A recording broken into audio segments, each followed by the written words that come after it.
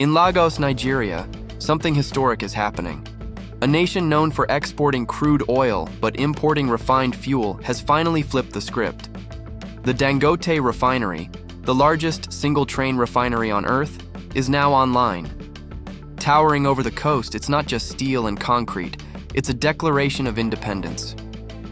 For the first time in decades, Africa's biggest oil producer can refine its own product and control its own price. Built by Aliko Dangote, Africa's richest man, this $20 billion project is more than just about profit. It's about power. The kind of power that has always made the West uneasy.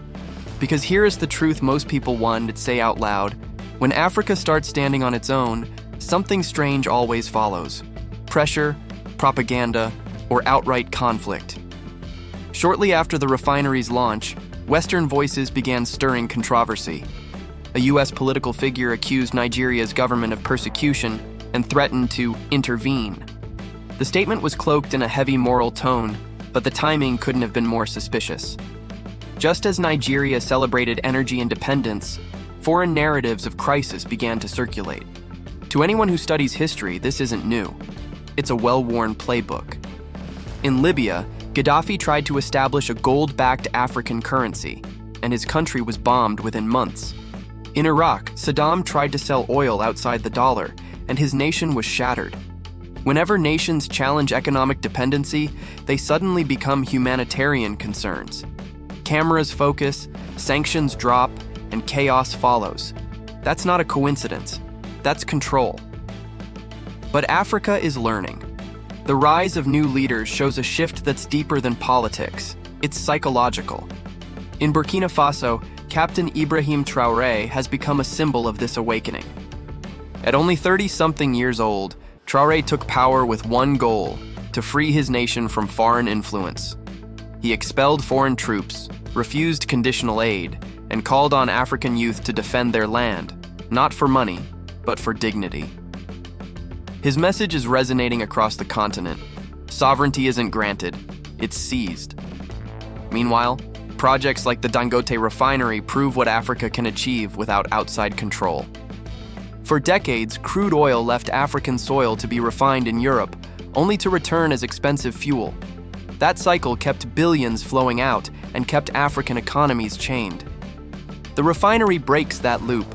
With a capacity of 650,000 barrels per day, it can meet Nigeria's demand and export to neighboring nations. That's not just energy, that's leverage. And leverage is dangerous to those who've built empires on dependency. Because when Africa refines its own oil, grows its own food, and controls its own technology, the old system collapses. The system is built on extraction, both material and mental. That's why Africa's independence is often framed as instability. Because stability, in the eyes of old powers, means obedience. In Western media, the narrative usually follows the same pattern: a crisis headline, moral outrage, and a subtle justification for involvement. But behind those stories, there's always an economic layer. Pipelines, contracts, military bases. They don't fear instability, they fear competition. And now, Africa is entering the global market not as a supplier of raw materials, but as a manufacturer of its own destiny. Still, the road ahead won't be easy. The pressure will increase through diplomacy, economics, and information warfare. African nations pushing for autonomy will face sanctions, discrediting campaigns, and political sabotage. But something fundamental has changed. This generation is not so easily fooled. They understand that unity, not division, is the key to survival. They see how religion, ethnicity, and ideology have been used as tools of manipulation for far too long. Today, when leaders like Traoré call for African solidarity, they're not speaking against the world. They're speaking for balance. The right to choose, trade, and grow without invisible hands pulling the strings. That's what the Dangote refinery represents. It's not just an oil plant, it's proof that Africans can build world-class industry, lead by example, and control their own narrative. Across the continent, a quiet revolution is underway. From Lagos to Ouagadougou, from the deserts of the Sahel to the ports of West Africa, people are waking up to the same realization. True freedom isn't just political, it's economic. And once that independence begins, it's almost impossible to stop. But the movement spreading across Africa isn't just political, it's continental. In West Africa, old alliances are breaking apart while new ones are forming.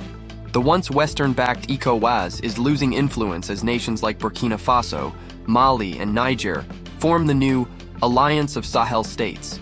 Together, they've chosen sovereignty over submission, unity over dependency. Their message to the world is clear. Africa will no longer take orders from outside powers. This alliance isn't about isolation, it's about liberation. By standing together, these nations are reshaping the balance of power, creating a new front line for African independence.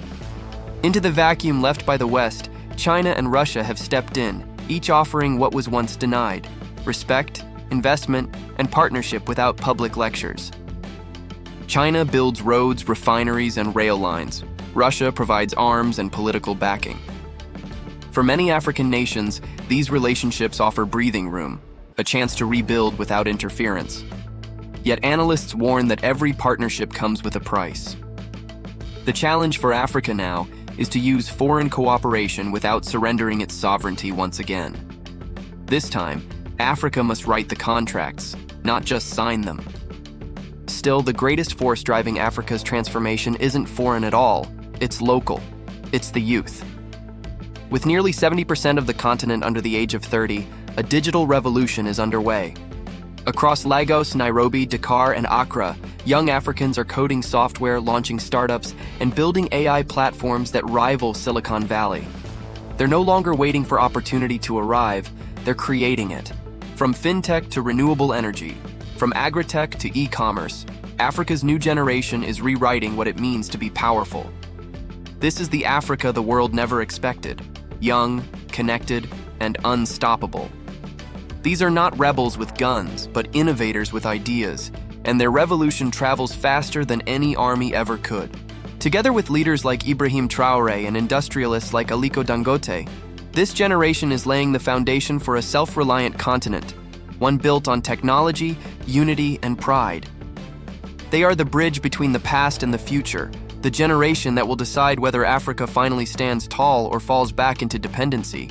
Their hands hold smartphones instead of chains, and through those screens they see the truth.